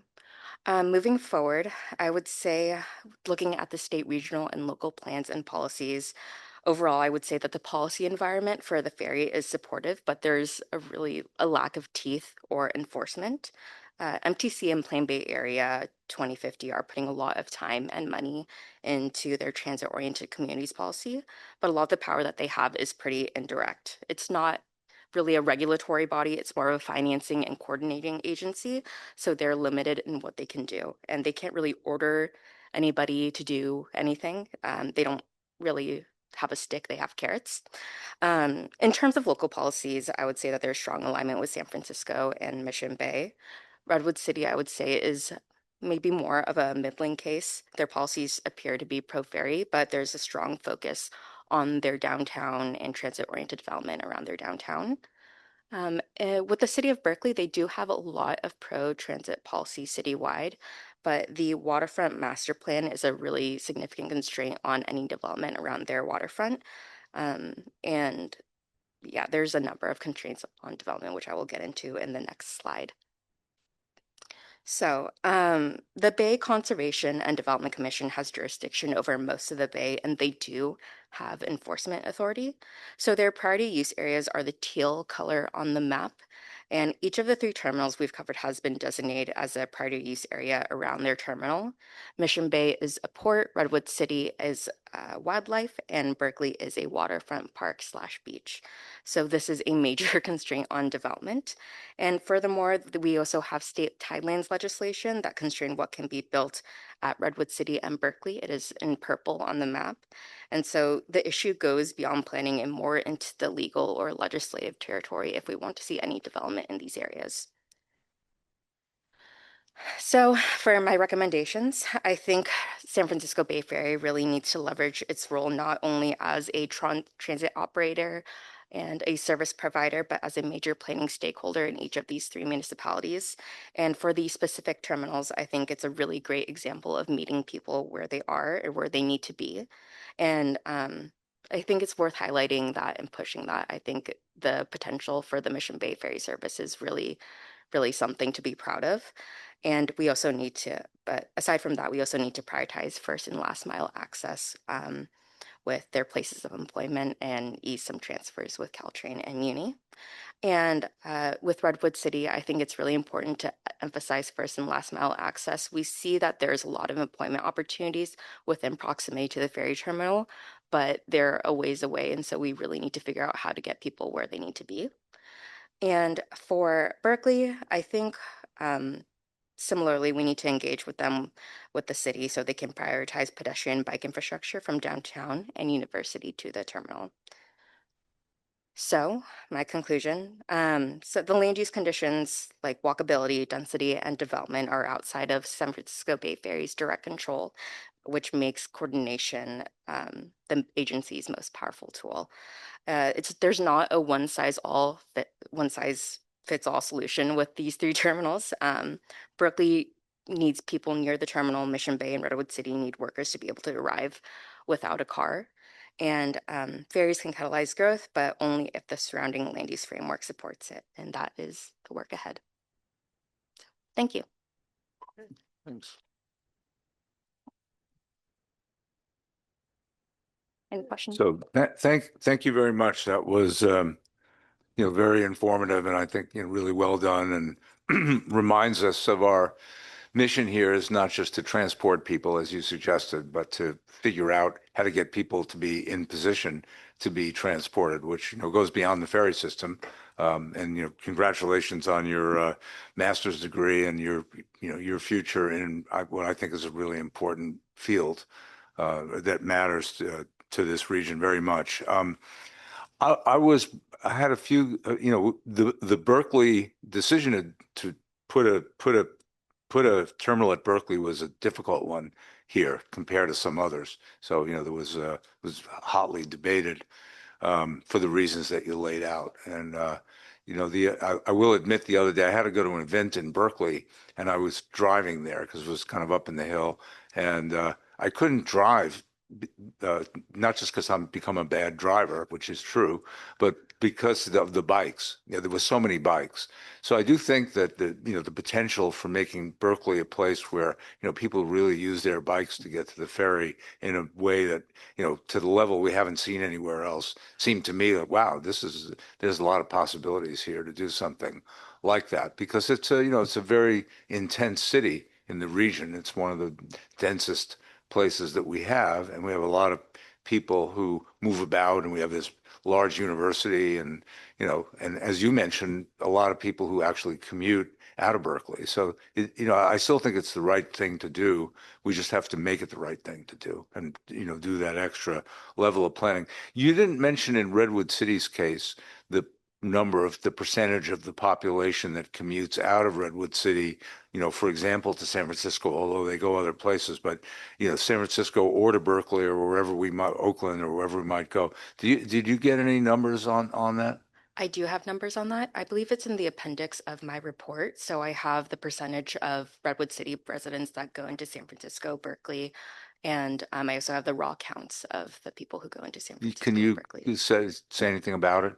I found, I don't remember the numbers immediately off the top of my head, but I remember seeing that the counts of people from Redwood City going into San Francisco is not nearly as much as the city of Berkeley. I think it was around 10%, but don't quote me on that. But it was lower than Berkeley. Yeah, it's a much longer commute, but once you institute the ferry service, it might, Yeah. things might shift a little bit, and vice versa. One would hope. So thank you. It's a very thought-provoking report, and I will say somewhere buried in the annals of the Bay Area Council's file system, is the original legislation aimed at recreating this organization back around 2006 or 7 or whenever we did it. And, originally, as we had written it, all those things that when you said that the agency has no control over land use, we had control over land use in the legislation. Unfortunately, the legislature didn't vote for that.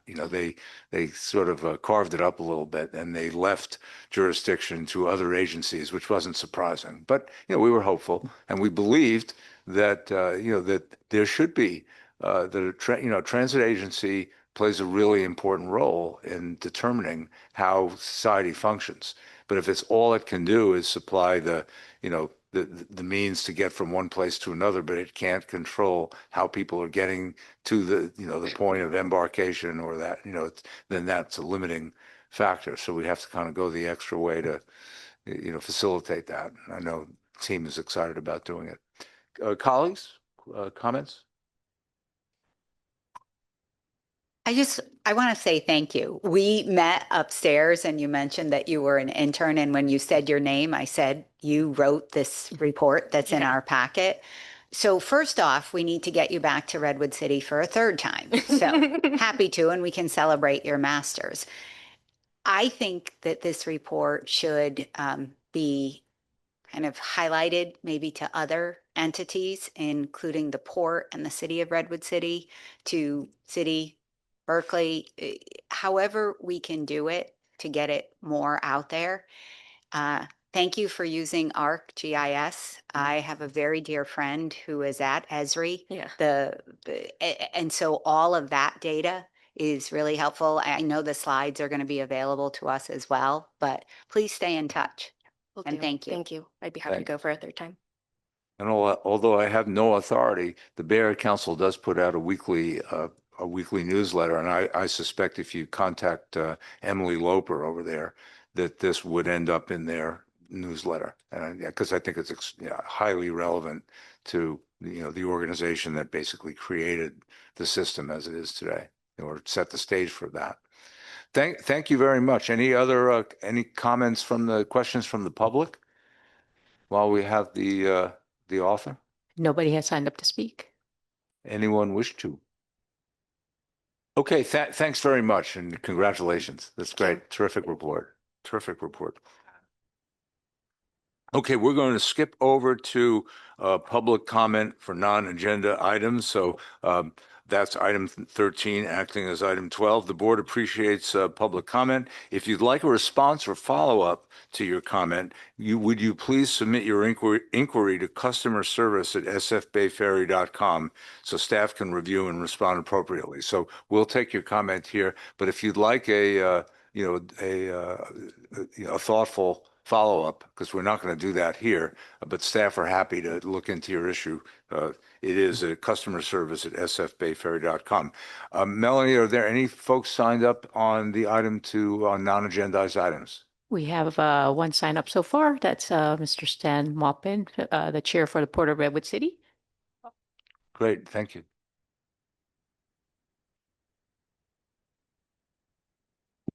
I watched it enough to know to push the button this time. My name is Stan Maupin. I'm the chair of the Port Commission for the Port of Redwood City. Thank you for the time today to provide a few comments. I'm here today with Vice Chair Nancy Radcliffe, and on behalf of the both of us and the entire commission, we would like to offer up a couple of congratulations today. And our first congratulations, of course, goes to Director Faust, and congratulations on your appointment to the board. Most, if not everybody that knows Roseanne would say that she epitomizes the definition of the word service, whether it's local, regional, state, or federal. She is tirelessly works, and I'm convinced, but haven't been able to prove, that she has somehow figured out how to create 26 hours in a day in order to do everything that she does already. I first met Roseanne personally when she was serving on the city council for Redwood City, and I was working for the city. And I quickly realized that she has a great ability to listen to all input on items or challenges and cut right through and find the core of what's being discussed and how to look at it with a realistic expectation. And she demonstrates that to this day, and I admire her for that, and I follow her example often.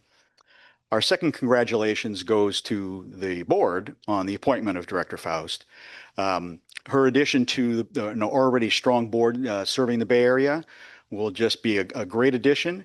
And we, a little selfishly on our part, we look forward to the continuing strong relationship between SF Bay Ferry and the Port of Redwood City. And we thank you for your time, and we thank you for your appointment. And thank you very much.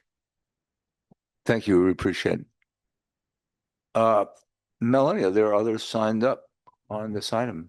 No other signups. Would anyone here wish to comment on a non-agendized item? Or anyone in the virtual space like to do that? Okay, if not, we will close the public comment item, and we're going to adjourn the meeting to recess into closed session.